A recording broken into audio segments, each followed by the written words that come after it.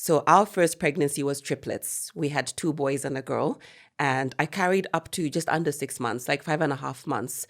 And, just the pain of literally you deliver. I had to go through the labor process, and you're delivering babies, one baby after another, and being told still. So just because I have God doesn't mean I'm shielded from the pain of life, from the suffering of life. And I talk about it to show that actually, when you take a stand for God, you will face a lot of problems. But the beauty is, I would rather go through life, with so many problems, but with God on my side, than to have a cushioned life without Him. I could have died a long time ago, Sui. I tried to take my life in 11th grade. And it's crazy that I'm opposite hospital where we're recording from. And that's the hospital I was taken to when I tried to take my life. It's because your gift, as much as it's worked for you, it's bigger than you. It's for the next person. A tree doesn't bear fruit to eat its own fruit. It's for others to come and pick and be enriched by that fruit. If you don't have purpose, the minute something gets hard and difficult and unbearable, you'll give it up. Your purpose doesn't go away. Assignments come and go, and they're part of your purpose. A job is an assignment. A career is an assignment. It's not a calling. So the best time to save a marriage is before it actually begins. Because if I love you, and if you have a bad patch in life, why should I run away from you? When you were at your peak, you gave me everything. And now that you're lacking, I should run away? I can't believe you're making me cry. It was painful to lose Lena.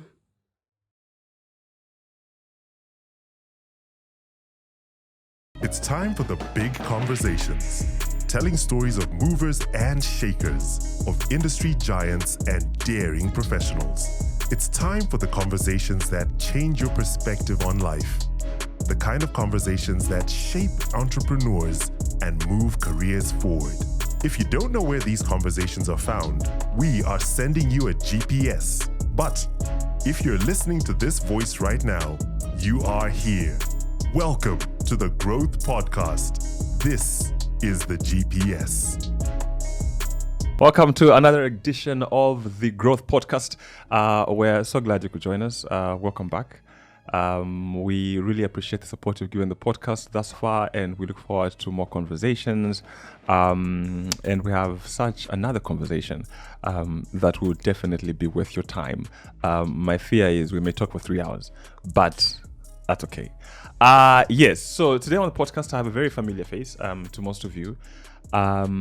This woman is someone that, from my description, those people that you feel like this is like the model woman, like you have everything right, like the balance, the perfect woman. And that is my perspective. I know you will either appreciate it or you will even appreciate it more than I do. But I'm talking about the Urban Evangelist, Mainza. Welcome. Thank you, Sui. You look like a Mainza. Do I? Yes. What does a Mainza look like? I don't know. Like me, I guess you're going to say that. Yeah. That introduction, though, it felt so bloated. The perfection? Yeah, like, those people like, you can do no wrong. Wow, I actually thought I thrived on, putting out my flaws and just being very Okay, when was the last time you relatable. fought with someone? Or had an argument with someone? Or you have someone upset you? So that's the thing, though. I'm very good at controlling my response. You see, so to a someone else person's wouldn't actions tell. or a person's words. So not that it's driven by perfection, but because I've mastered myself. Mastered yourself. So to master means you put in a lot of effort. You're close to perfection. So because you've mastered it. You're going to park there, aren't you? There's no way of talking you out of that. No, but I get that. that really. Yeah. People struggle really. There's some people that just like a fuse any time and you blow out and you... Actually, it's progress. So like, the growth podcast, that growth aspect. So for me, it's not about perfection. It's more progression than anything. But the more you progress in an area, really, I guess you've kind of, overcome and conquered in that area. And I guess you do come to some sort of perfection, but you never arrive, really. Yeah, it's like a moving target. The goal is not to be perfect. No. Yeah. Still a lot of work in progress. Still a lot of work in progress. A lot. I've got some cards. For you, I have a lot of them. I want you to pick. Really? I want Okay. you to pick any. Okay, since it's you, I want you to pick 4. Do I pick by color or do I literally I pick? Whichever you feel like picking. Just pick any 3. Wow. Okay. Just pick any 3. That's one. 1. Get some blue in there. All right. So Okay. There we go. these are icebreakers. So they have questions there. So Do there's a I- question and then you Should I, answer the should I question. turn it around? Yeah, turn it around. Okay. Turn it around. Read out the Me. question and then you can give us I'll an start answer. with that one. What book has had a profound impact on your life and why? I've read so many books, but if I were to pick one which has had the most impact on me, and honestly, it will sound cliche. It will sound like it's a perfect response, but 5 a.m. club. it's my truth, huh? 5 a.m. club? No, not 5 the a.m. Bible. club. The Bible.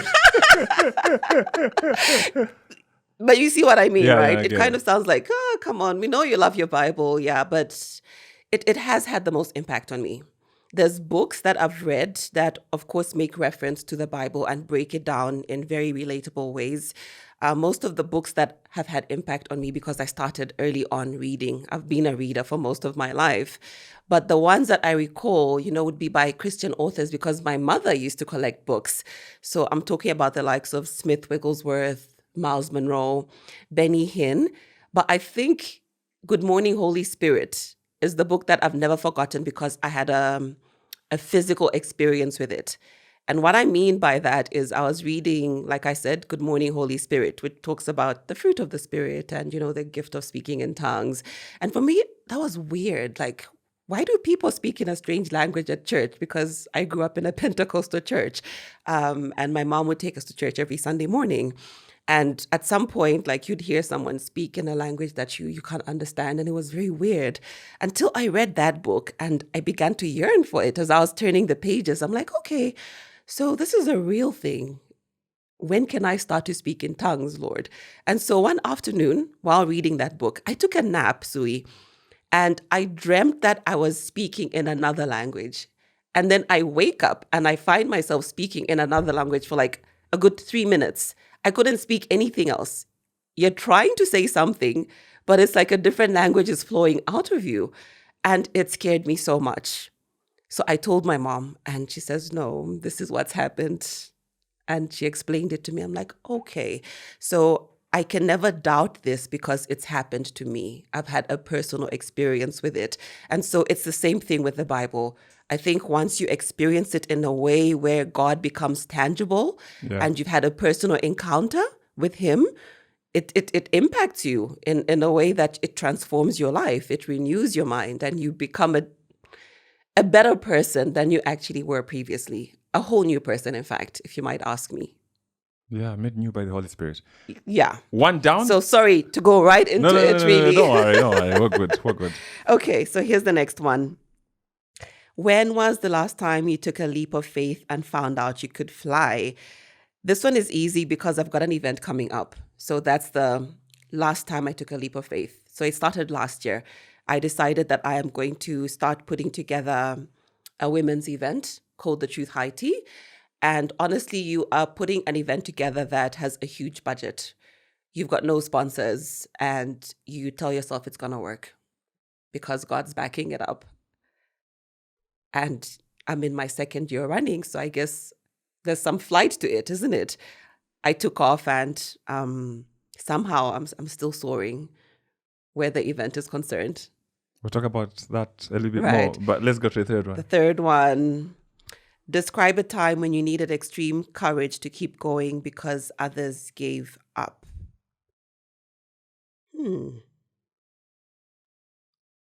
It speaks to a lot in my life.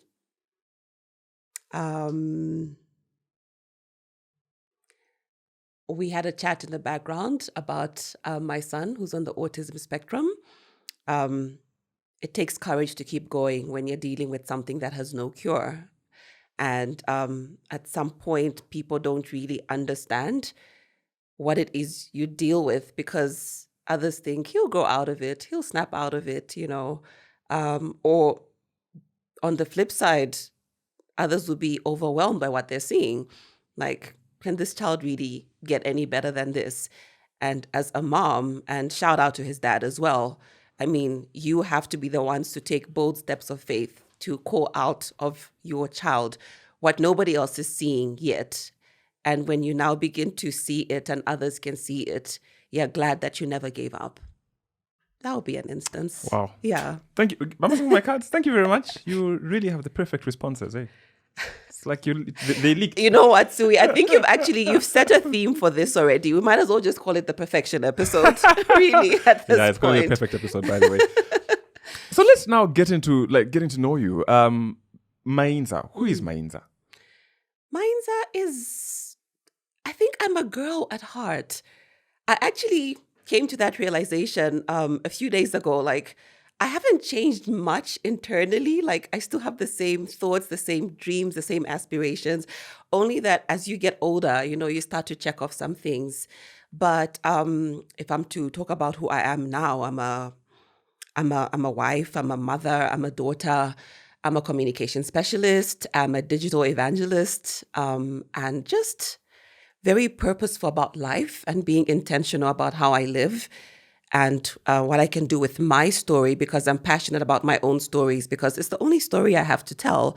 I can't tell your story, but I can tell you my story with the hope that something from the pieces of my story will resonate with pieces of your own story, and there'll be some impact there. When it comes to telling your story, you use words, and you asked about a book. A book is words. There's certain words that you've run with that's still in your head long after you had an interaction with a person. They're words. We carry words with us. So for me, a story is powerful because words carry even into time. Wow. Talk to me about the Urban Evangelist. First of all, how did that name come about? So I actually cannot lay claim to this title in the sense that it was actually just bestowed upon me. So I was a student at Rhema Bible Training Center, Zambia, and I'm a teacher now there. I'm an instructor. I'm a member of faculty. But as a student, you do 2 years there. And as you get closer to your graduation, you have a communion service where you take communion, and then you also have your instructors, just pray for you, lay hands on you, and just kind of, send you out, like, commission you, go into the world and do what you need to do with what you've acquired here. And so during that service, I actually remember I was praying and, my head was bowed down, and my instructor, one of my instructors, who's also an associate pastor at the church that I go to. By the way, I go to Miracle Life Family Church. I can tell from Rhema. No, you can't, because there's other people that go to Rhema, but they're not Miracle Life members. And also, you're friends with Chomba, so I figured... Bizzo. I don't know how... Oh, Chomba Meraki. Yes, okay, yes. No, because there's another Chomba I was in class with, and we call him Bizzo. Yes, yeah. Right. So, and then there's also other denominations as well that go to Rhema. So you can't really tell by looking. And there's something about Rhema people, because the last Rhema person, so you are actually the third Rhema person that I've had a conversation with. After Chomba, and who was the other one? Ade. He's brilliant. Yeah. I watched that episode. He's brilliant. Yeah, he is. He is. Yeah. And so is your village banking group having problems to raise money in the event that one of your members has a funeral? Don't worry, because Best Life Insurance Zambia Limited is offering insurance cover of 50 kwacha per month per member for a benefit of 12,500 kwacha. For more information, email info@bestlifezambia.co.zm. What led you into this whole evangelism? Yeah. And why are you not like a pastor, like pastoring a church or something? Okay, so I'll finish how the name came to be. Yes. So yes, I mean, my instructor just came up to me and said, I'm seeing something over you, like a title, the Urban Evangelist. Does it mean anything to you? I'm like, no. He says, but I'm seeing it flash over your head, and I've been trying to ignore it, but it's getting stronger the more I try to ignore it. But God's telling me you're the Urban Evangelist, and get started with what you have, begin to speak to people, use your own personal content. And what's crazy is that morning I had deactivated my personal Facebook account, I think for most of the time that I was at Rhema that year. And that morning I enabled the app. I didn't log in because I was telling myself, if I go back online, I'm going back to make a difference and not mindless scrolling, not reading stories and gossip. I want to go and make a difference when I go back online. And so he said, go back and use Facebook, use these social media apps to just spread the gospel. And for me, that was a confirmation because just that morning, I had a chat about that with God. And yeah, so it was birthed from that. And I ran with it in the sense that, listen, the Great Commission, Sui, it's not the great suggestion for you to consider, like, I'll think about it. We're all called to do it. It's a command to be obeyed. The message has never changed. The message of the gospel has been the same for thousands of years, but the methodology is different. So same message for me, different methods. I'm using social media to spread that message. I'm using the things that God has gotten me through, the difficult things, the things that we may not really want to talk about. I put that stuff out there to show that, listen, you can go through this journey with God and he'll get you to the other side. And so for me, it's how do I apply to my life? How do I show people my scars? Sometimes even my wounds, because before it's healed, I will talk about it if I feel led to talk about it. But just because I can teach, and I know I can teach because I've been putting out the truth tea every Sunday for years now, probably over 3 years. So I definitely know that I've got an understanding of scripture in a way that I can pass it on to someone in an understandable way, like bite-sized chunks. But just because I can teach doesn't mean I've been called to shepherd. So that's why I don't have a church. I've had people ask me, oh, when are you opening your church? Or do you have a church? Or can you set up a church? And my answer is no, no, no. I'm a very happy congregant.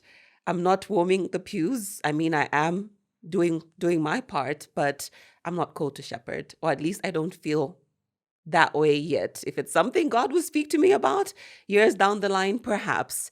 As it is, absolutely not. For me, that communicates your genuineness, because for some people, it's that thing where you realize, wait, I actually have followers. I can set up a church. Here's an opportunity. And then you go into it, but you're actually not led by the Spirit. And so I've come to learn that those are things that you do because you feel like there's a demand and not because you feel like the Spirit is leading. Absolutely. And I think there's danger in that, really. It shouldn't be driven by the number of people following you. And oh my gosh, I've got an answer for you now. One of the books that made a huge impact, especially now, is God's Generals. But then there's a particular edition that talks about why others failed. So it talks about all the great men and women of God that have been used mightily, how they succeeded. But the one I was interested in the most is why they failed, and just learning from the mistakes of others. And a lot of the failure came as a result of having yes men around you, not having balance, people that, could correct you and rebuke you. And a lot of them fell into error that way. So I'm very mindful of this platform that I'm using and even some of the pitfalls that come with it. Okay. And the Truth Tea name, how did that come about? Because truth changed my life. And I say that because John 8:32, you know the truth and the truth will set you free. I've had real life interaction with that verse, in the sense that you can't be set free by a truth that you don't know. And so when you get asked, how did you become this person? How did you change from the minds that we used to know back then to the one you are now? It's because I've taken the time to interact with the truth and to allow it to change my life. And I've allowed the truth to be a mirror, which I can look into and see myself, in ways that perhaps then I wouldn't have seen myself, under that light. And you take ownership of your mistakes. You take ownership of your sin. You take ownership of your shortcomings. And then you allow yourself to be strengthened by that knowledge that I'm not perfect, nowhere near the perfect woman you think I am.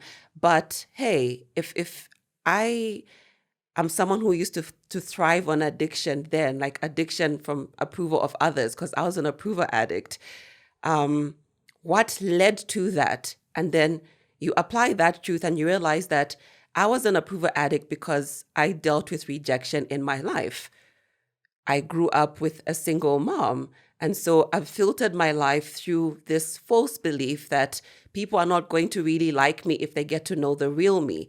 But then God's truth gives you the freedom and it gives you the permission to be who He's made you to be, flaws and all. He factored that in when He called me.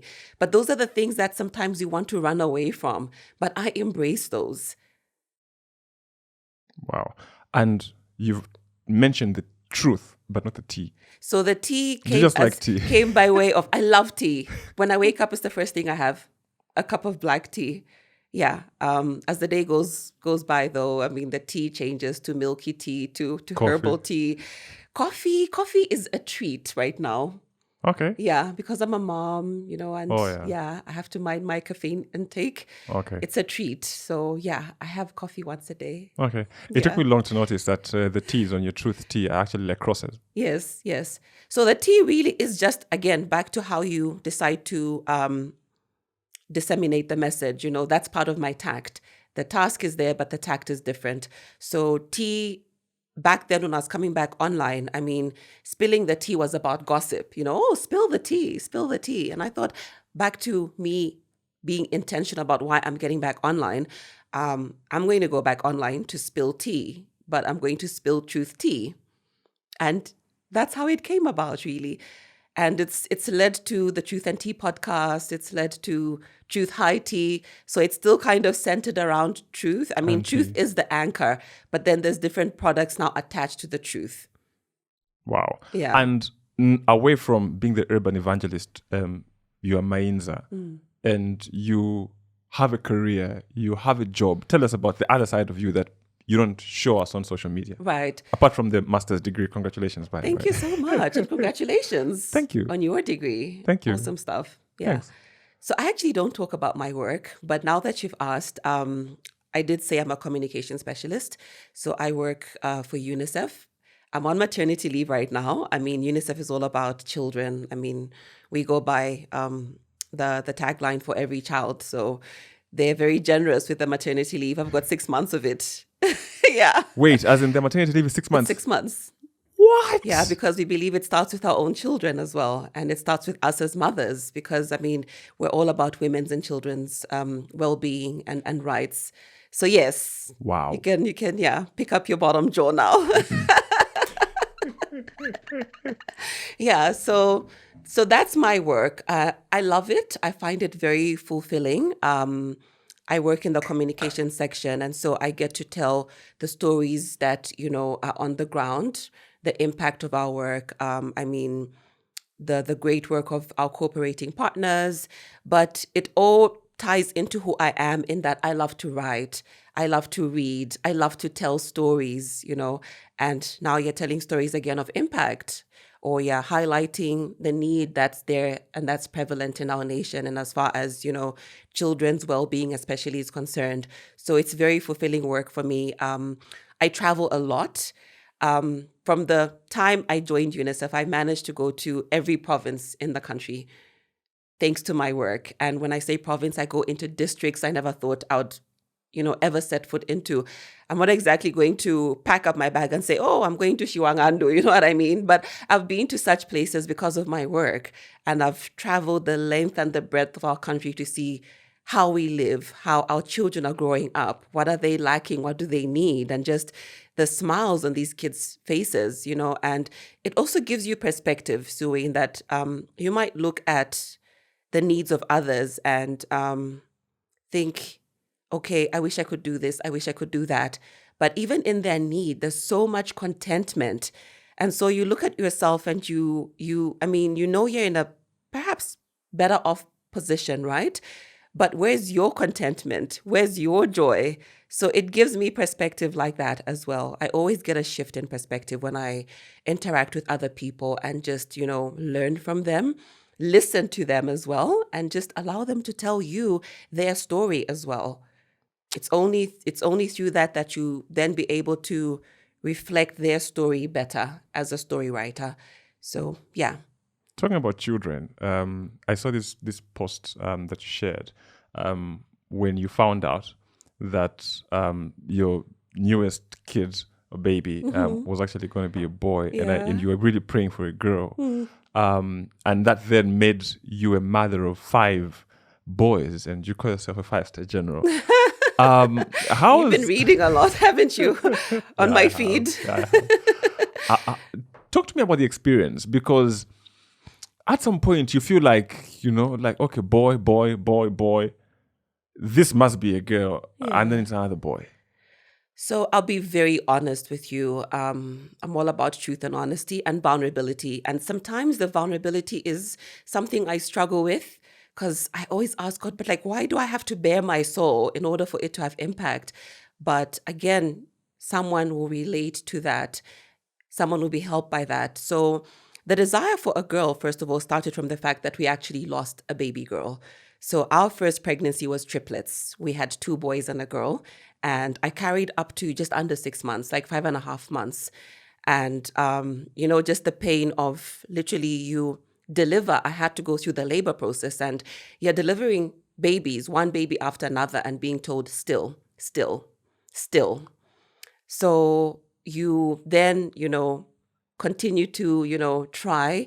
Then came our first boy, and then we got a set of twins after him. So for me, again, sometimes when you think you've figured out how God is going to work, you're kind of like, okay, so you've given me back the 2 from the 3 that we've lost. So there's 1 more left. Like you owe me.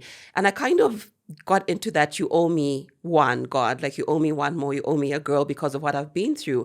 But again, it's God's purpose, Sui. Like none of us can twist his arm when it comes to his will. So there was that desire, 1. And then we had a daughter.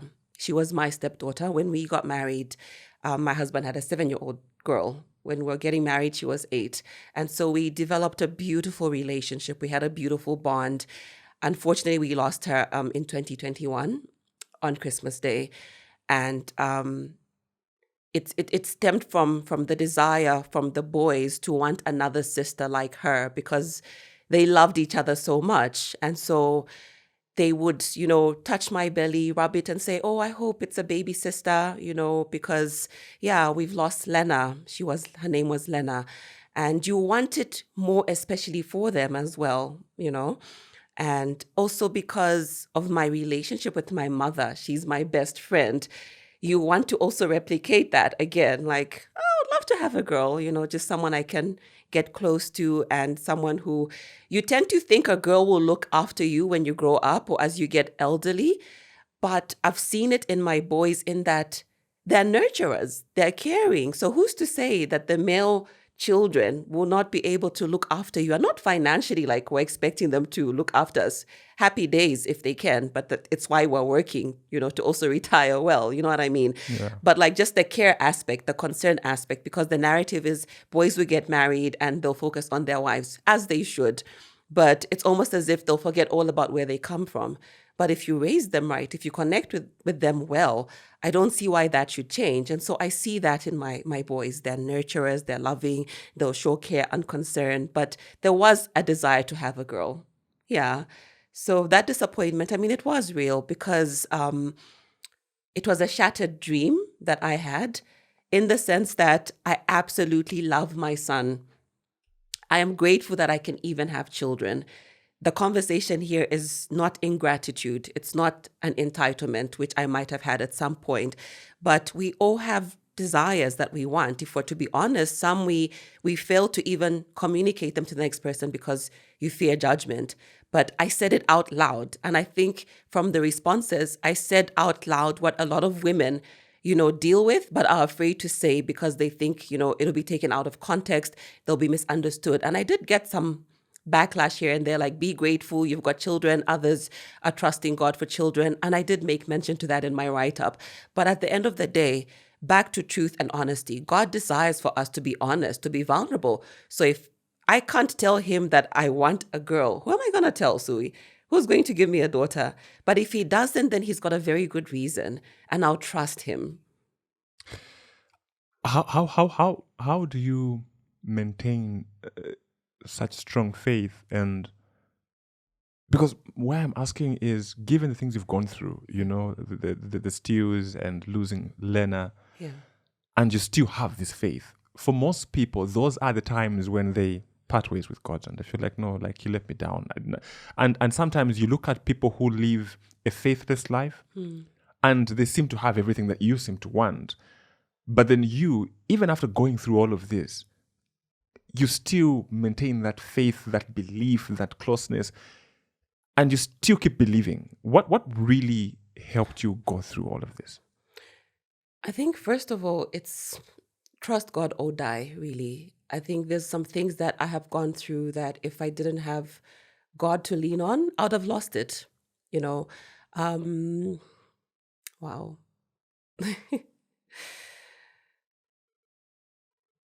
I can't believe you're making me cry. I can't believe you're making me cry. It was painful to lose Lena. The pain comes from what she went through, before she passed. And she never lost faith. And that's a young lady, 21.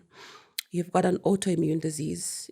There's no cure for it. Your body is rejecting your liver. And again, it's something that we've not talked about openly as to what was the cause of death. But I mean, she touched lives, even in her death. And it's why I can make reference to it. You see that, and it also does something for you. Like, if she can hold on to God, who am I not to hold on to God? It's God's proven track record in our lives. We've seen so many miracles. In the end, yes, He took her. But there's so many other times that He came through, where you're being told, do this or you'll lose her. And all of us come together, to pray and trust God. And when I say all of us, I mean, I continue to highlight the fact that I was a stepmom.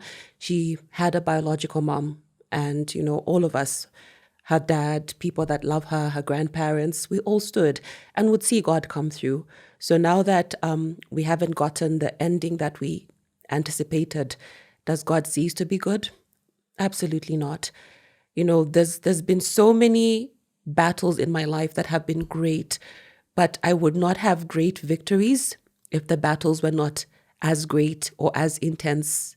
So I am of the view that your victory is in direct proportion to your battle. And you have to accept it as the full spectrum of life, because just because I have God doesn't mean I'm shielded from the pain of life, from the suffering of life. And I talk about it to show that actually, when you take a stand for God, you will face a lot of problems. But the beauty is, I would rather go through life, with so many problems, but with God on my side, than to have a cushioned life without Him.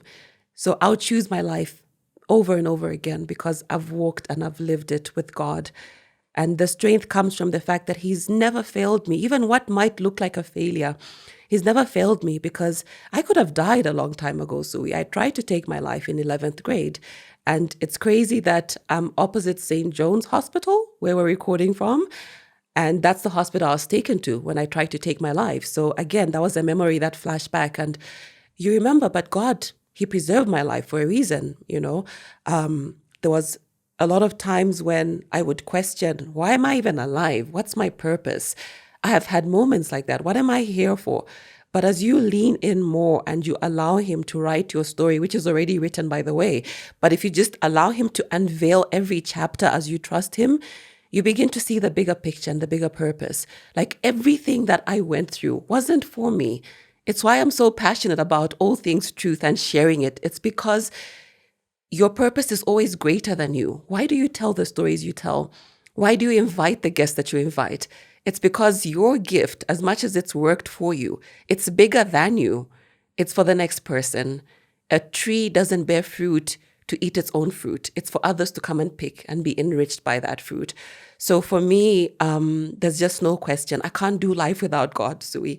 And I don't want to do life without Him. Because of everything that He's gotten me through, there's owing him with my life in the sense that it's an enslavement and bondage. But when I say I owe him my life, it comes from a place of gratitude because I know what he's done for me. You mentioned the other side of God. There's this thing called undeserving kindness, the grace. The grace. Where in as much as we go through the pain of life, there are some things that you look up and say, but God, why me? Have you had such moments? Yeah. The painful side? No. The side where you feel God's undeserving kindness. Oh, absolutely. So many times. I'm a picture of grace, I think, really. I'm a product of grace. There's been moments where you're a young girl in grade 11, you write an essay that is sponsored by the World Bank. It's a countrywide essay on developmental issues. You give it a stab, you're second prize in the country, and you're taken on a tour at the World Bank offices. You meet directors, and a dream is born in you that one day I'll work for this organization. And it happens. And you're like, wow, did this actually happen? I want to work for the United Nations. I'm in the United Nations right now. I'm working. I'm an international civil servant. It's being able to do what I do with women. There's been times where people would tell me, you will have a ministry. You've been called to women. And then before it had resonated within me, I'll be like, me? Where? When? Why? How? But you see it now. And I think the beauty of it all is to do something that's so fulfilling. It's got so much purpose and it's working. I don't know if that is something that you can relate to. No, I understand. But one of my biggest fears is succeeding at things that don't matter. You can succeed so easily at something that doesn't matter. Yeah, and I always tell people, it's like getting work experience in a field you've got no interest in. Thank you. But for me, the fulfillment is across the board. As a woman, as a wife, as a mother, as a career person, there's so much fulfillment in that I'm utilizing everything within me. You mentioned earlier about purpose.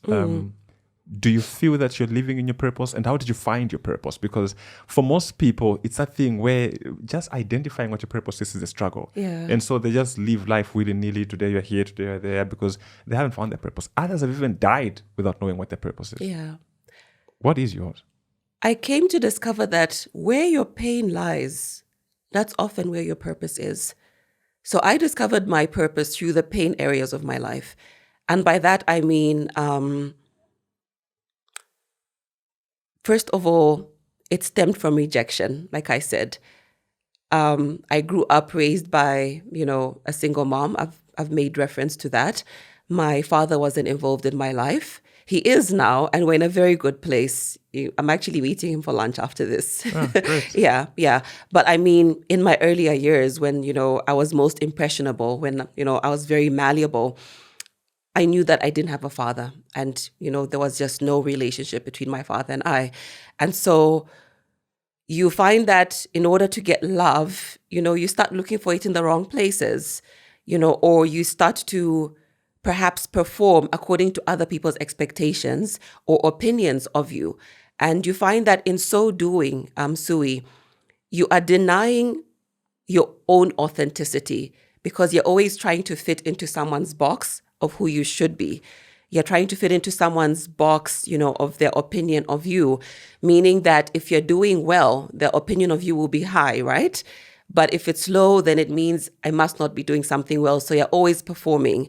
And I teach a course called Search for Significance at Rhema, where, we talk about how oftentimes we think that our self-worth, is the sum total of our performance and people's opinions of us.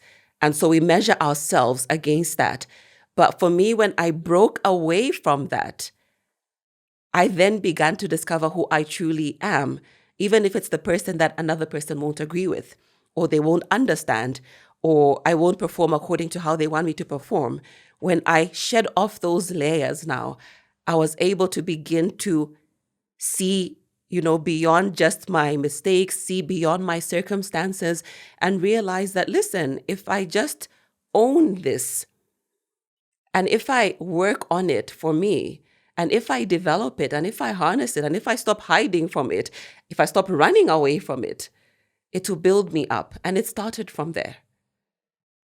So that's how I discovered my purpose. I discovered my purpose when I discovered who I was. I found myself and the game changed. But more importantly, I also discovered my identity in Christ. And once I rooted myself in that, it's a concrete foundation that you can't break or shake. And you just begin to build on that. How do you think others can answer the question, why am I here? Because God created you for a reason and for a purpose. And so for you to find out why you are here, go back to the reason why you were created. Go back to your source. Anyone that makes anything or invents anything, they've got a purpose and a need that it's supposed to fulfill, right? There's a vacuum somewhere, and in this world, whatever vacuum was there for Isoilanji, God knew what he was sending you here to do. But apart from him, you will not be able to know why he created you. You will not be able to utilize the gifts and the talents that he gave you in isolation of him. So for me, like I said, I had to go back to my source and have him tell me what I do with everything that I do. Why did I love to write?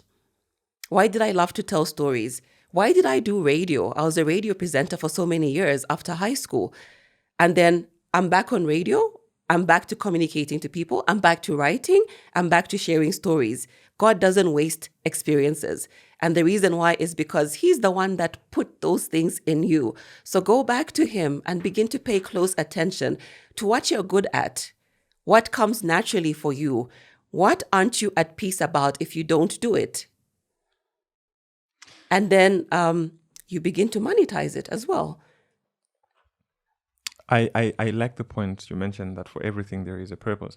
Because I'm sitting in this room and I'm thinking, the guy that designed the microphone knew exactly why he created the microphone. These Right. things, these lights, these Yeah. air cons. Yeah. So what about an actual human being? Thank you. So God can just, if someone can spend money, make a microphone, and we all know what the purpose is. Yeah. I Yeah. don't think God can just make a human being Yeah. and just throw them out there for no Yeah. reason, you Yeah. know. And I feel like that's a good point. So we often do you don't think? find our purpose because we leave him out of the equation. Oh, you want to create a purpose away from Him? Yeah. Wow, that's true. And you can.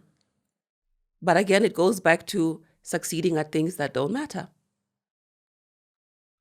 No, yeah, that's a good point. You can succeed out of God's will, but it's not his will. You can succeed. And others do. Others do. Others do. Yeah. Here is an interesting fact. With Best Life Insurance, 315 kwacha per year is all you pay to insure a family of 6.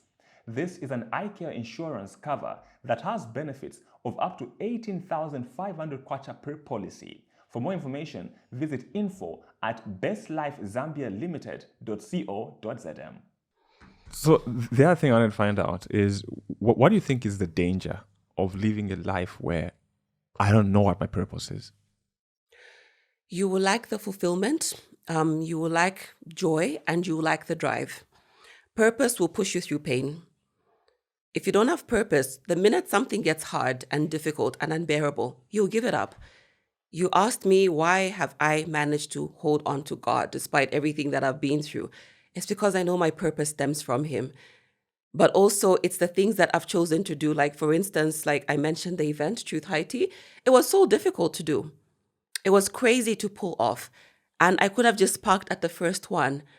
But because I know that I've been called to do this, it will push me through pain. It will push me through difficulty. Purpose will actually keep you resilient. It will stop you from drawing comparisons of what you're doing with your life and what others are doing. You will not be competitive in the sense that I want to outdo the next person. I want to be better than them. Purpose will give you your nuance. Like, this is what I'm called to do. This is my area and I'm going to stick to it. So it gives you your parameters. I think anytime you go beyond the parameters of your purpose, you get into trouble. Because now you're trying to find other things to complement what actually comes naturally to you. What's your innate ability? where you don't really struggle. You struggle in the sense that it will be hard, but you do not lose that fuel, that desire to keep going, to keep pushing. Purpose will see the end goal long before, you see everything else that's in the middle of your point A and point B that's designed to kill you and to stop you and hold you in your tracks. Purpose will show you the end, and then it will push you through everything else that is a barrier, that's an obstacle, that's a hurdle. All right. That's the importance of purpose. Okay. Kindly move in. You moved away from the microphone. Okay. Much Better? Much Okay. better.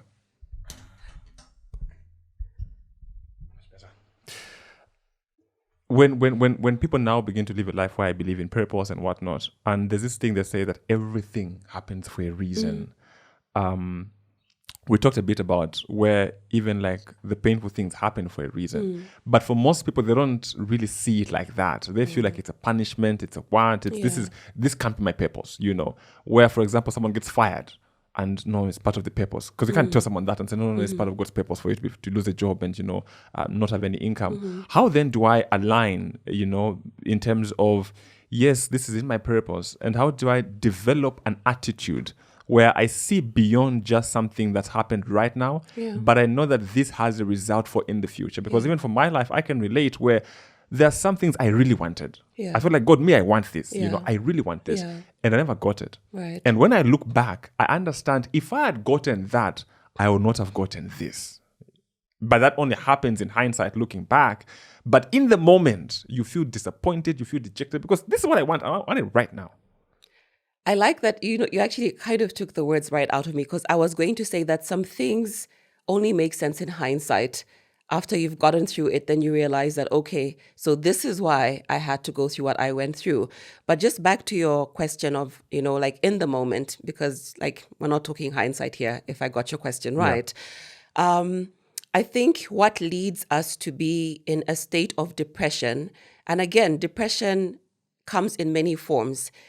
Depression can be an unfulfilled or a blocked goal that you are so fixated on and you can't look past. And so it now brings about this low motivation in you as a consequence. That's an interpretation of depression. So then you find yourself in a depressed state in that you're low laying. I talked about this a few weeks ago on my Truth Tea, where I said, if we've got sand in there, we've got that hourglass and there's sand. But if you've got like a heap of sand and maybe you punch your fist in there, there'll be a depression, isn't it? Because you've left a print on that sand. And so there's things that we want, that we aspire, to do, that we've got goals, we've got dreams. And then when they're shattered, or, when they are deferred, or when it looks like it's not happening, that leaves a print on us. And that print can be a depressed print, in that it causes you to be lowly in spirit. It kills your motivation. It kills your drive. And then you attach that to purpose. Yet some things in life, Sui, are just assignments. We tend to park at assignments and then, substitute that for our purpose. Your purpose doesn't go away. Assignments come and go, and they're part of your purpose. A job is an assignment. A career is an assignment. It's not a calling. So I'm leading up to something here in the sense that what you think your purpose is may not be God's purpose for you. So whose purpose are you trying to accomplish? You get my point? It all goes back to your source, why he created you. So there's assignments that he'll give you that will come and go, but then they're all building up to your purpose. So which is why you started by saying nothing is wasted or everything happens for a reason. The reason why that assignment had to go or that chapter had to close is because it will stand in the way of the bigger picture, which is your purpose. So don't park with what has failed in your life. Understand that, there is more to your story than where you're at right now. It will not make sense. And for me, I am not that person that wants to have all the answers for you. There's times where you'll come to me and I can't tell you because I equally don't know. And I'll just tell you, just trust God. Even in the uncertainty, just trust him. But we have a problem with doing that because trusting something that doesn't have a timeline, you don't know how long you'll be in that discomfort for. You don't know when your answer is going to come. And trusting in the sense that you have to relinquish control of your circumstances, that's hard to do. Because when we feel like we're walking in purpose, we want to feel like we're in control, isn't it? Yeah. Like we are holding the reins. And if I do this, I'll get that job. We kind of line up our ducks in our row, in a row. But then you find that maybe you don't even have a duck. Maybe that's a pigeon amongst the ducks. Yeah. But understand that your purpose will be accomplished despite the hurdles, despite the obstacles. Stay the course. That's the hardest thing to do. But if you've got that purpose within you, it will push you even when it gets difficult. I keep going back to that. I keep circling back to that. Earlier, I talked about how I look at you as like the model woman, and I saw this video. We were speaking at the vice president's daughter's. Was it like a height? I mean, like It was a kitchen party or bridal shower, something? yes, Yeah, a like kitchen bridal shower, party, yeah. yes. And you talked about a lot about the Proverbs 31 woman, and today's modern woman sort of like doesn't like talking about that, because you sort of like, pitching them against this unrealistic, you get a point, like Ideal. like the ideal woman is too much, and then they're falling short, and so they never want to talk about that. They never want discussions around that.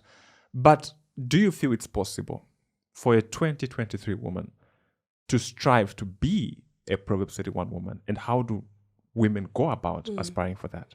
I wasn't a fan either, I'll tell you that, of the Proverbs 31 woman. I wasn't a fan. I just felt like, who this day and age can, check all those qualities and attributes of a Proverbs 31 woman. But again, back to things that sometimes we don't understand and we judge because we haven't interacted with it.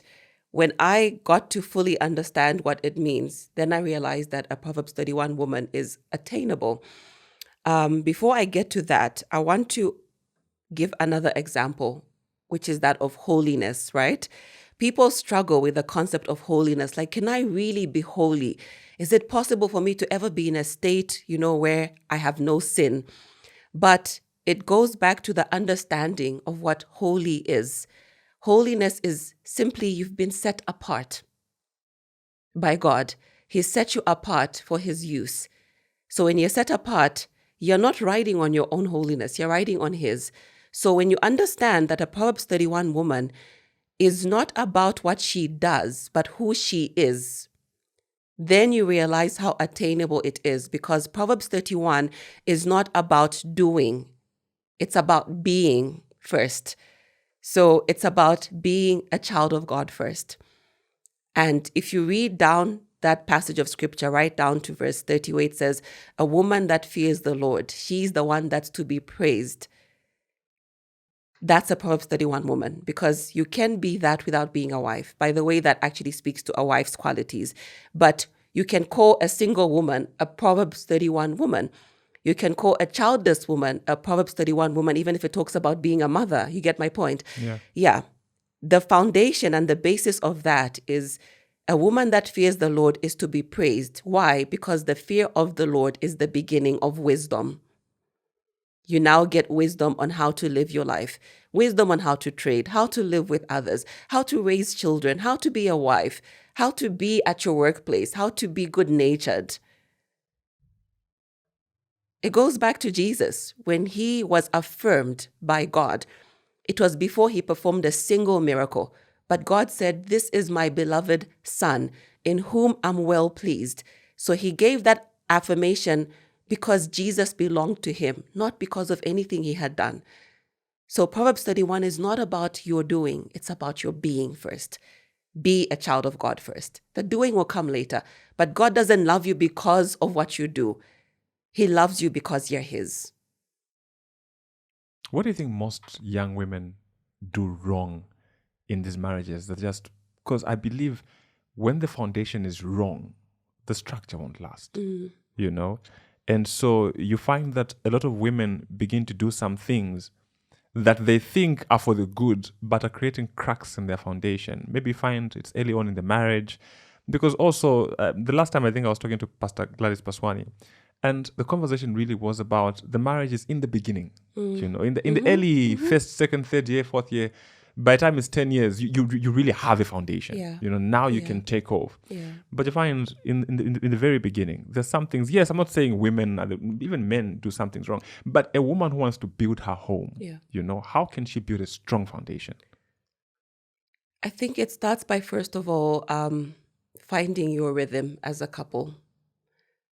And I mean that in the sense of we tend to model after the marriages that we've seen.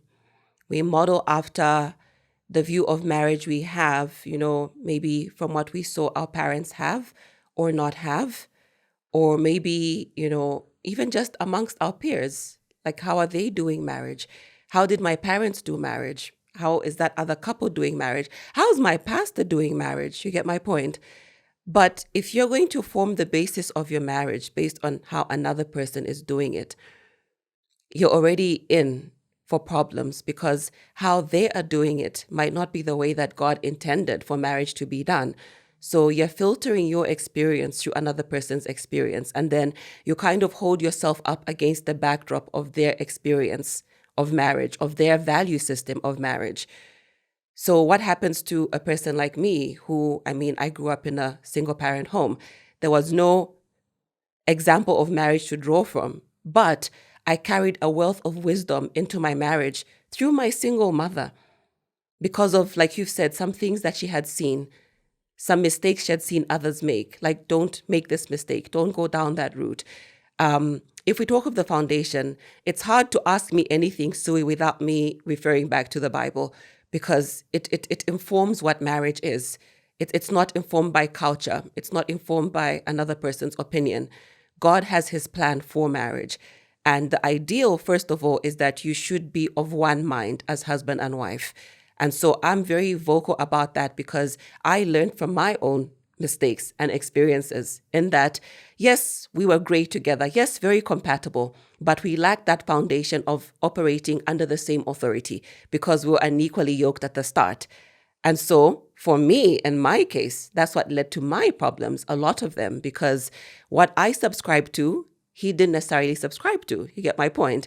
And then I can't fault him for that, because I went into it knowing that. And it's something that we talk about now very freely, like him and I, because now, he's a believer now and we're operating under the same authority. But it goes back to the principle of foundation. You can't make a foundation if you're not in agreement of what that foundation should be. So this goes back to even the kind of conversations that you have leading up to marriage. What are your beliefs on finances? How do we deal with our finances? How do you think we should raise our children? Are we going to go to church with our children? What are your views, on extended family? Do you believe we should look after our parents? Should we, support both sides? We don't take the time to have conversations like that before marriage, because we're so driven by love, especially as women. Oh, he loves me, I love him. Fika is over. It will be fine as we go along. But then you find that, again, all those conversations go back to the foundation. So the best time to save a marriage is before it actually begins. That's why a foundation is very important. When it comes to what women are doing wrong, I just feel like you can't add value to a marriage if you don't appreciate your own value. If you don't know your own value, it will be hard for you to not just add value in your marriage, but anywhere where you're placed, really. Even at your workplace, if you don't know the value that you bring as an individual, it'll be hard for you then to input value where you've been placed. And so we find that even when women are staying in physically abusive marriages or abuse of any sort, really, if you don't value yourself as an individual, it'll be easy to subject yourself to any kind of treatment simply because this is at the hands of my husband, so I should stay. So value yourself first. Know who you are. And in knowing who you are, I think once you master yourself, you'll be able then to respond accordingly to situations. Back to the whole aspect of wisdom. If you know that, a rough response or your tone of voice, will bring tension in the home, You know how to respond, how to react. But again, if you're friends with your husband, you should talk about it. You should express yourself. You should be yourself. So again, back to the foundation. Are you friends with the man you're married to? Because you can find that you've got something going on, but there's no friendship. My husband is my best friend. So he knows me. I'm able to express myself fully. I'm able to express my goals, my dreams, my ambitions, and he's able to support that because he understands me. But again, back to the foundation that we laid. So honestly, it is just all about foundation. The first years are hard. You're still learning and discovering each other. You will come to find, and I'm sure you can attest to this as well, that when you were dating and when you got married to your wife, the dynamics were different. There's something about living with someone and you know that this is forever, like this is it, that changes the dynamic. There's a shift. So now you find your own rhythm. You find your pace. You get to know each other. There's things that life will throw at you. You lose a child. What does that do to you? Because grief can tear you apart or it can bring you closer together. Some things, are only tested when something happens. But you can't foresee everything that's coming. But your foundation should be solid enough to withstand whatever life throws at you. I like the fact that you brought in marriage as a whole. Complete this sentence for me. I know you've touched some of these things, but I'd like you to complete this sentence for me. A good marriage is one where? Your friends. Your friends. Yes, first. Yes. I've given a lot of biblical answers, but for me, the simplicity is your friends. There's a friendship. Some people feel that if you're too much of friends with your spouse, then even for the wife, you find it's a problem for her to submit because you're my friend. No, but that's the thing though. Like there should be that friendship in addition to the submission. It actually even makes it more joyful. So like we are friends. I was taught when you're serving your husband food, kneel down and give him his food. He wouldn't have that. Why are you doing that, Inza? Like, no, say, get up. We're friends like that. Does that mean I will not be submissive? Absolutely not. We can be friends in the sense that, as an example, for instance, I come into some money. It's my money, but I'll still go to my husband. Okay, I've got this money. What do we do with it? How do we spend it? That's submission. I think it also goes back to a person's understanding of what submission is. We're not saying reverence. We're not saying turn someone into a deity, but submit joyfully. And part of that is being friends. Enjoy your marriage, enjoy your relationship, but give him the due respect. Do you think submission is easy for women? The modern day woman, it might be a bit more difficult because the modern day woman, she's an earner. She's got an income. She's a breadwinner in some cases. She's got information. She's got options. She's got choices. So much so that a traditional marriage might seem, counterproductive to who she's becoming. But there is an intersection where they meet and they overlap very well if you manage it well. Okay. And one of the key problems that I've noticed with most marriages is unrealistic expectations, and sometimes you find, and that's why I always tell people that you're not ready to marry because, now you have money, or now I have a job. And there are men who tell you that, I can marry because I don't have a job, okay? And then, you find a job, God bless you with a job, you have a job, you go into the marriage, 1 year down the line, you've got no job. Yeah. Okay? And so, because you promised this woman all this, I'll do this, I'll do that, I'll do that, I'll do that. Right. And then also the woman also has her own expectations, which may not be realistic. How do you feel couples can manage expectations? Unmask yourselves. Show up as who you really are. And which is why I said, when you shed off layers of opinions of how you're supposed to perform, and in this case as husband and wife, and you form your own rhythm, it gives you the permission to unmask who you really are, Sui. Because I can pretend to be an ideal wife, I can go into it with the face of a face of a Proverbs 31 woman, but you can only pretend for so long. And circumstances in life, they change. The only thing that's constant in life is change. Change will happen. And how you respond to change reveals what's really on the inside of you. When life shakes you up a bit, it exposes what's on the inside of you. So off the bat, just go unexposed and go as you are. Because if I love you and if you have a bad patch in life, why should I run away from you? When you were at your peak, you gave me everything. And now that you're lacking, I should run away.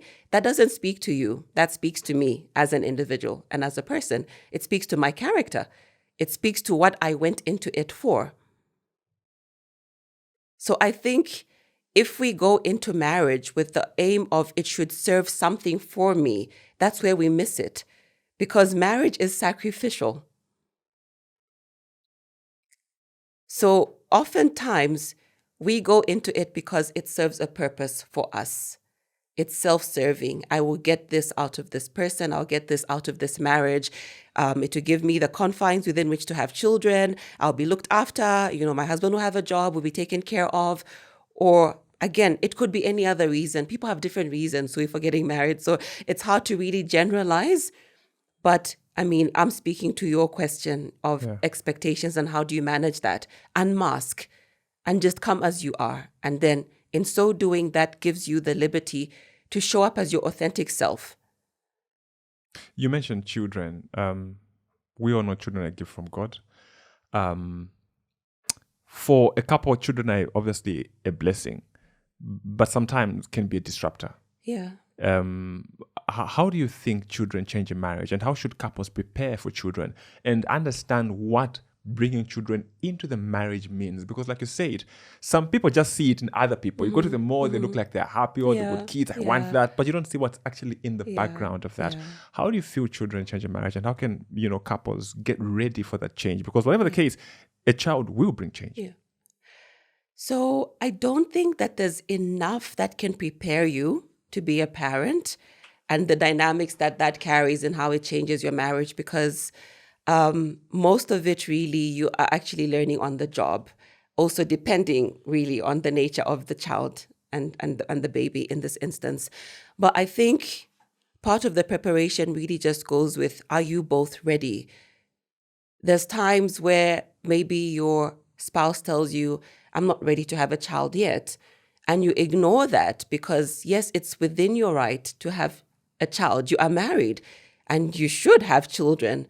But if you've not decided, like, okay, we're ready to go now, you might find that you are limping in the sense that you are more ready than your partner is. And sometimes you do it with the hopes that they will catch up. But we don't pay attention, again, in these conversations that we have. Are you ready to have a child at this point? These are conversations that in my marriage we've had to have, depending on what's prevailing in each person's life. So like when my career began to pick up, right, I knew what my work schedule demanded. And I knew that bringing a baby into this mix would be a bit crazy for me. And also, even as you're working towards a certain goal, like, okay, I'm waiting, maybe to get to this point of my employment. Maybe I have something more stable, or it's permanent, or it's not a contract, or my contract is about to come to an end. So there might be a dip in our finances. So that would not be a great time to have a child. You can discuss that and you can agree. Of course, this is all things considered, all things holding rather. I mean, there are some surprises that happen, like an oops, you're pregnant. What do? You deal with it. But if you can plan ahead and discuss, ensure that the timing works for both of you.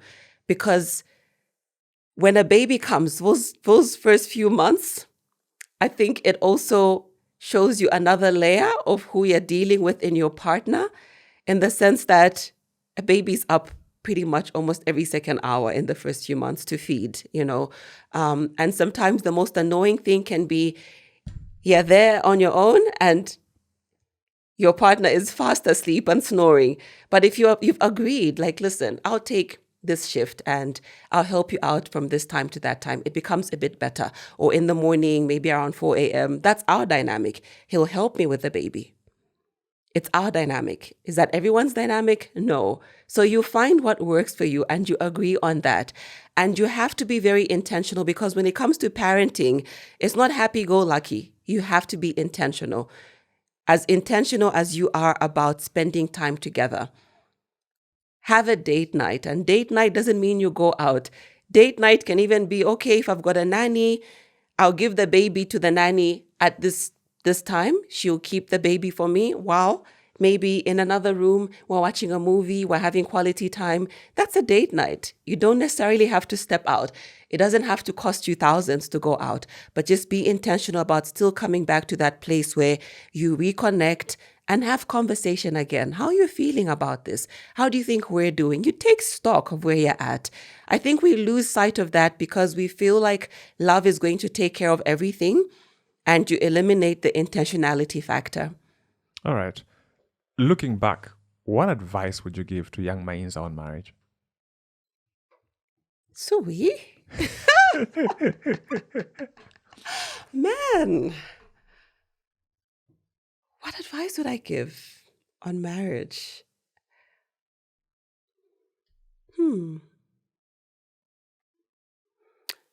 Definitely know who you are. And I say that because if you know who you are, you will not be shaken by some of the things that marriage can throw at you. We've had to grow in our marriage. You did mention that one of your previous guests talked about how you're building something in your marriage in the first few years, right? Yeah. So we're at a stage where I can safely and comfortably say we're enjoying the fruit of our marriage. It's that marriage that I thought it would be going into it. And this is like 14 years. It's been the last couple of years where like, wow, this is amazing. We get each other. We're vibing. Not that it wasn't there before, like hear me well. But I'm saying we're now reaping the fruit of all the work that has gone into the marriage. There's been a lot of work. But what has allowed for that to happen is to know who I am, in the sense that there'll be times where some things will feel unfair, or you might wonder, why has this happened? But you don't allow it to take you out of your character, out of who you know yourself to be. So if you understand that, I think you can easily pull through anything, knowing that I will not allow this to take away from the essence of who I am. I'll not allow what might seem like, a difficult season, again, to take away from the essence of who I am. When finances got rough at some point, I didn't leave my husband. That's not who I am. I'm there for the long haul. It hasn't always been a bed of roses. When we've fought, I didn't walk away. I stayed the course. When we discovered one of our children who's on the autism spectrum, we had a lot of questions like, oh, whose side of the family does this come from? In trying to get answers. But what's shifting blame going to do for us? Do you get my point? I didn't allow that to get into the inside of me and affect us. There was no witch hunting when that happened.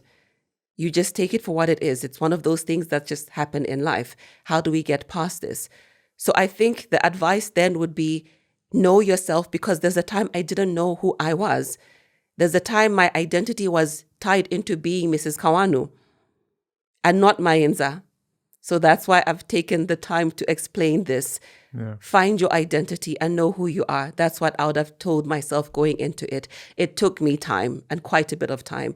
But when I discovered myself, it changed so much for me. What is it like having a child with autism? It's difficult. It's overwhelming.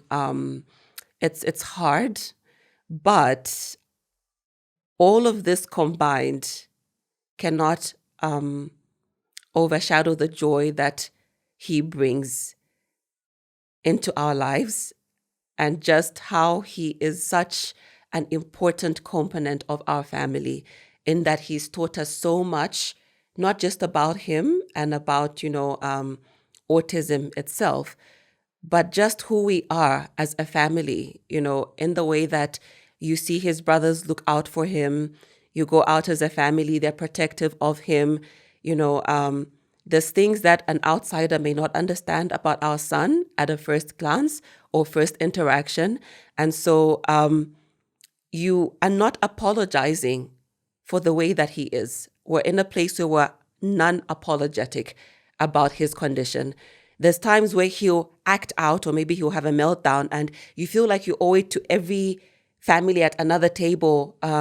You owe it to them to be apologetic. Oh, I'm so sorry he's like this. We don't bother with that anymore. Like, unless he's in their space, but he's our boy.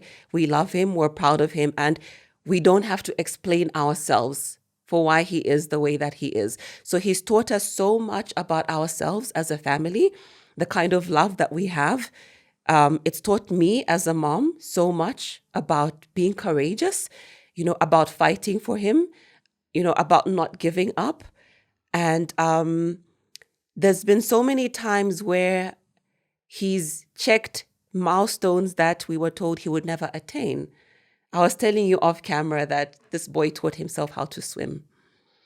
He's now drawing, he's now painting, he's coloring. He may not be verbal in that he doesn't express himself much with words, but boy, does he give the best hugs. Like, you feel his warmth, even if he doesn't say a single thing to you. Come through our door, he'll say hello, or he'll just hug you. And you feel that love, So for me, it's shedding off again, back to parenting. You had asked that question. It's shedding off the narrative of what a parent-child relationship should be like.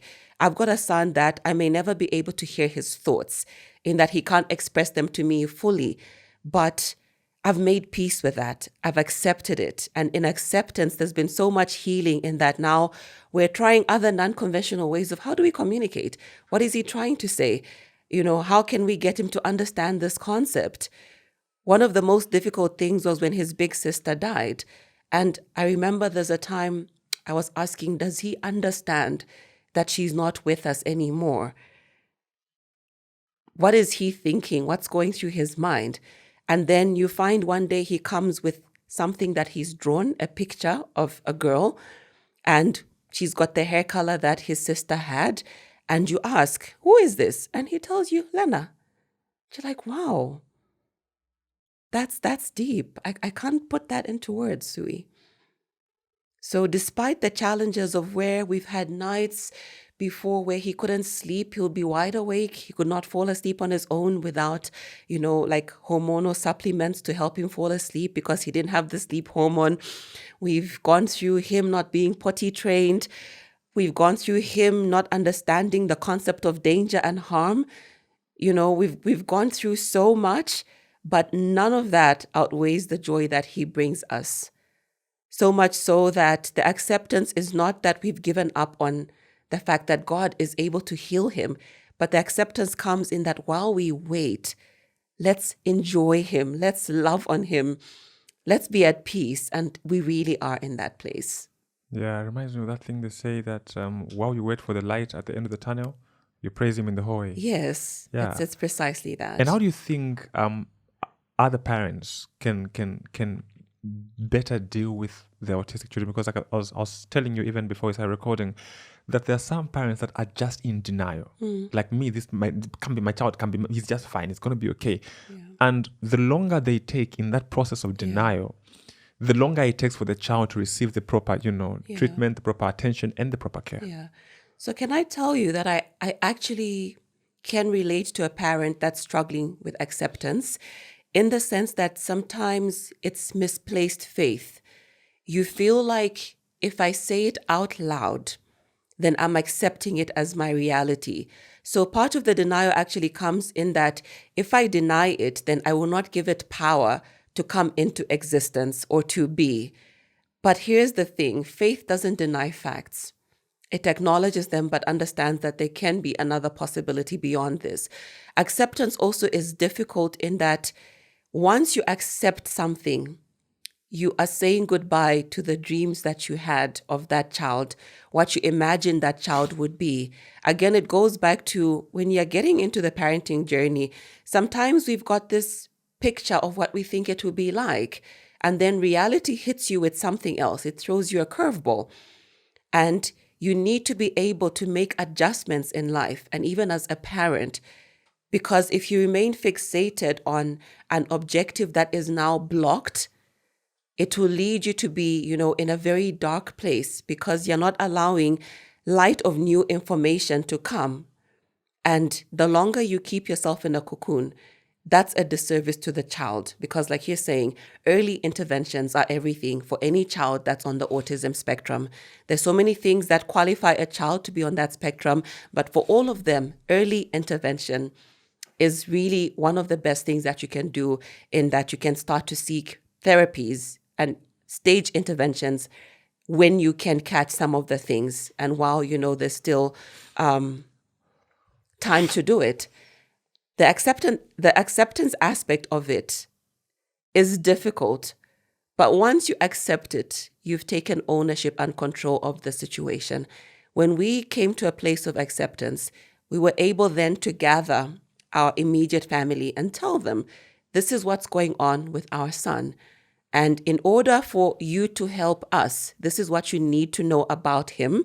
When you're around him, he might behave in this way and that way and that way. And here's what you need to do to help not just us, but to help him especially. So when you accept something, you open yourself up to possibilities of what you can now do to come out of it. What you own is something that no one can use against you because you've owned it. You're talking about it. It's out there in the open, and you've taken your authority back over that situation. And that's what we decided to do. Even with the condition that your son is in, what future do you imagine for him?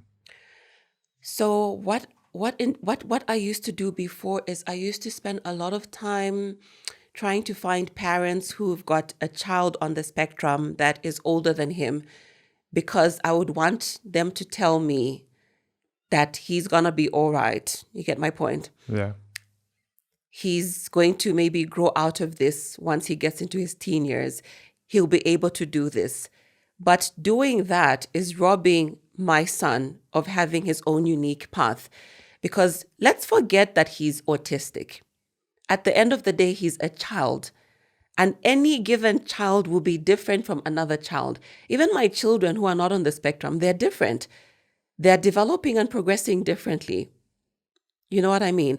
But for some reason, when a child has a condition, we tend to think that it's the same, it replicates, every autistic child is the same. And yet they're all very different. They're all at very different parts of the spectrum. So I had to stop doing that and just tell myself that there's abilities that he has that are innate to him. He's so athletic. He loves to color. He's artistic.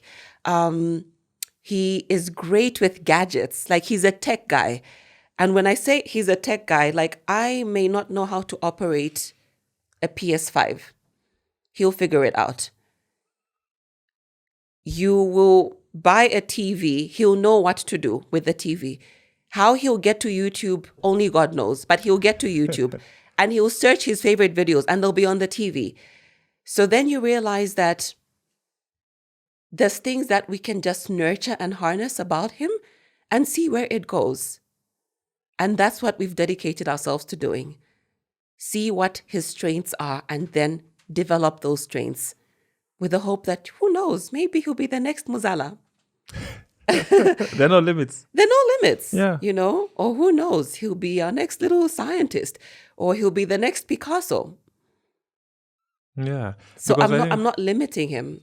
Yeah, I think I told you last time, earlier that I spoke to, I had a conversation with the Mulenga, not the Mulengas, the founders of the Mulenga Autism Foundation, because their son Mulenga is autistic. Yeah. And they said there are some people who, even older, some people have grown up and no one knew they were autistic. Like, they've just grown up. But also when you are exposed to someone who's autistic, like the way you are with your son, Yeah. you are then able to tell that one is. And also they said that their son is able to tell other autistic kids, you know. And there was one time, also the whole awkward interactions. There was one time he went like a social gathering at a mall or something, and he went to this kid and said, "This one's like me," you know. Really? Yes, and the parents Wow. were a bit, because they are in denial, Something where see. someone tells you your child is, and you always Yeah. refuse. And And now then you hear it from a a child. child comes and Wow. says, this one, and for them, But then also I feel that when we have people like you that openly speak about it, you begin to break these walls and Yeah. have people have these open conversations, Yeah. because then also that's how people get help. Exactly. Because when you can't be helped in a problem that you're denying you have. Yeah. If I'm struggling in mathematics and I'm good, no one will come to me, because it just become awkward. But Absolutely. where I say, what, I need help, then you Yeah. get the needed help. And I feel like it's a good thing that you openly Yeah. talk about it. And also, like, you see it in how it seems as though there's more autistic cases on the rise, but some of it really is because more parents are speaking up. Yeah. Yeah, it's true actually, yes. They're now- it's not that they're new. No, they've always been there. Yeah.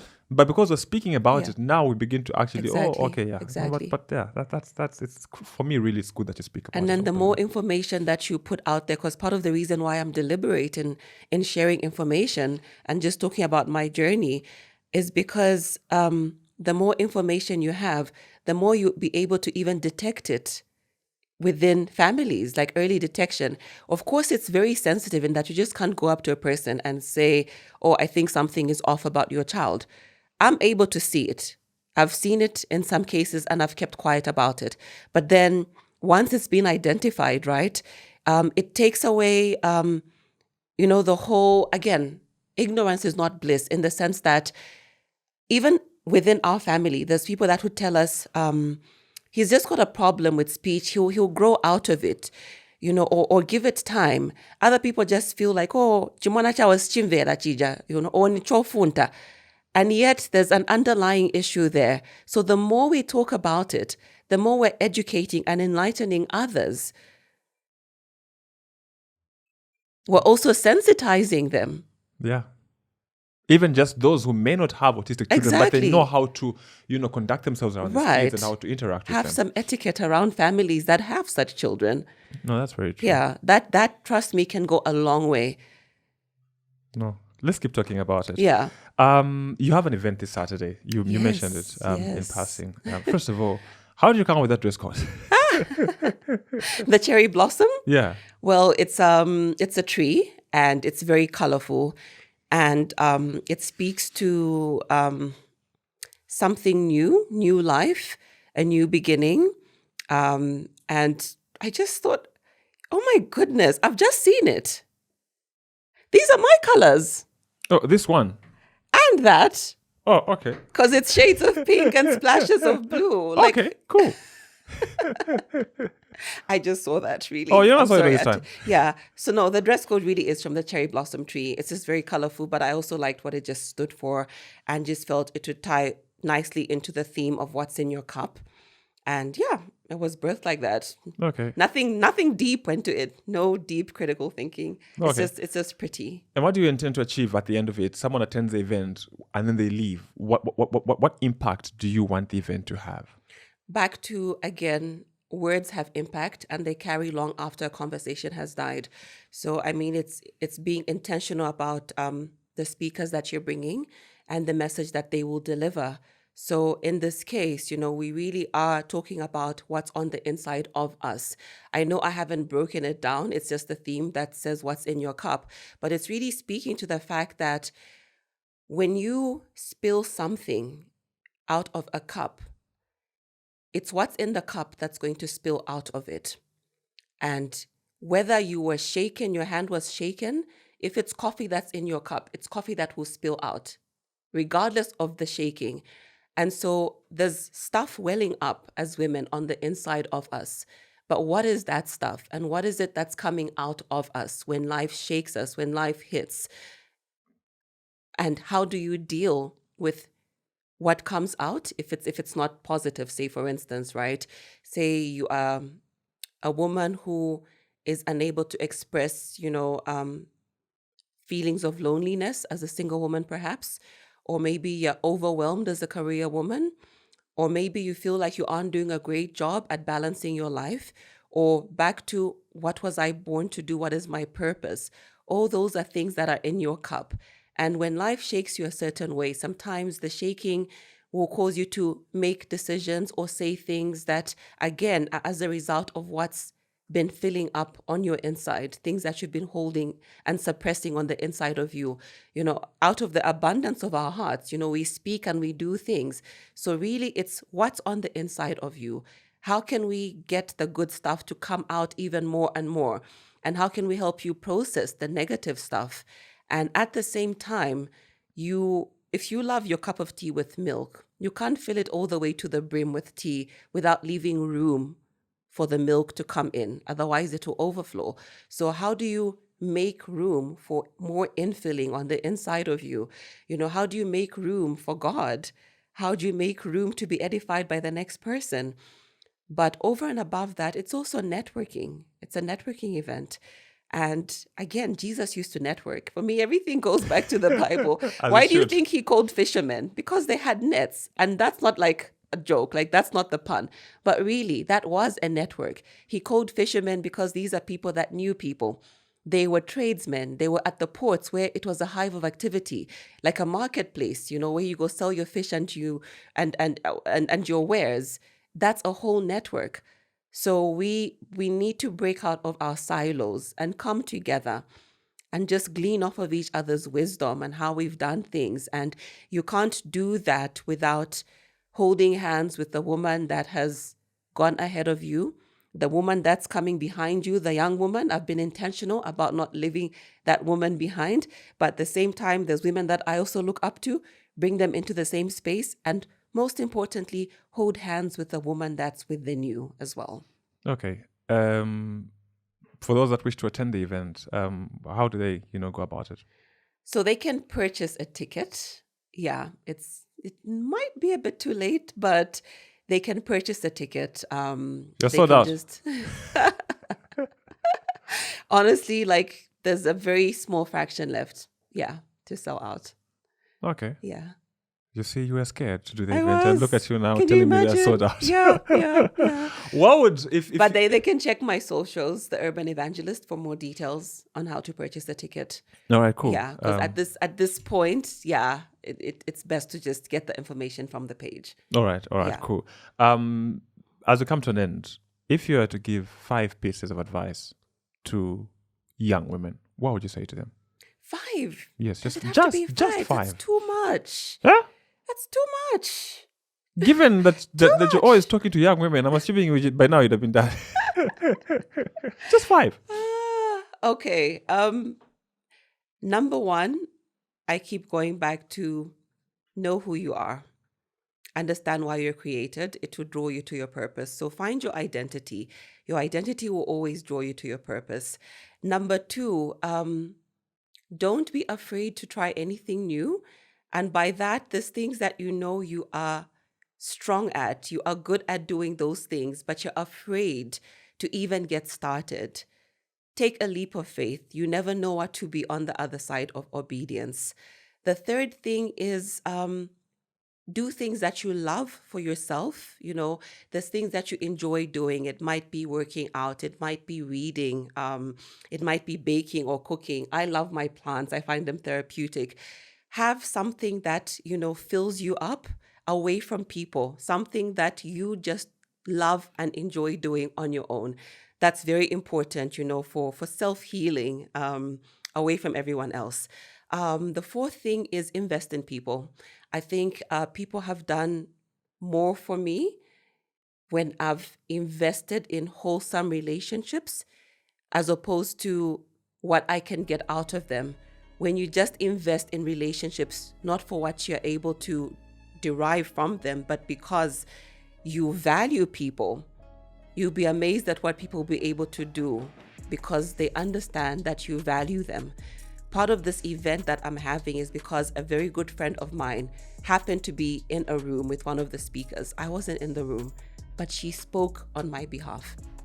And she's coming to Zambia for that reason. But all that is because there was an investment that was made in a friendship, an investment where you communicate your dreams, some people that you're honest with, people that you're accountable to, people that grow you and sharpen you. Iron sharpens iron. Invest in people. But I'll qualify that by saying invest in the right people, because again, the wrong people can take away from you as opposed to building you up. And the last one, really love God. That one needs an explanation. Thank you very much for making time to come to the podcast. We wish you all the success with your event. I wish I could attend, but you guys are very discriminatory. You said you don't want women. We're thinking about you, though. Yeah, we're thinking about the men. Want to come on network also? Yes, no, I'm thinking about you. We've got something in the pipeline. Yeah, no, we will come through as and when you organize that one. But thank you so much for the time. Thank you for having me. You've grilled me, but it was great. Nah, it was a conversation really, and I've picked up so much from you. It was. And I know that it was good value for the people that watched. And I know that people will come back, and they'll come back. It's just that conversation, you just keep coming back. And this was one of those. Thank you so much. All the best. Thank you so much. All the best with your events, all the best with your podcast, all the best with Truth Tea, all the best with everything that you do. And may it just, turn into gold when you touch it. Amen to that. Thank you. Thank you for the time. Thanks, Sui. It's been awesome. All right. Hope that was okay for you. It was. Good for me. Hey.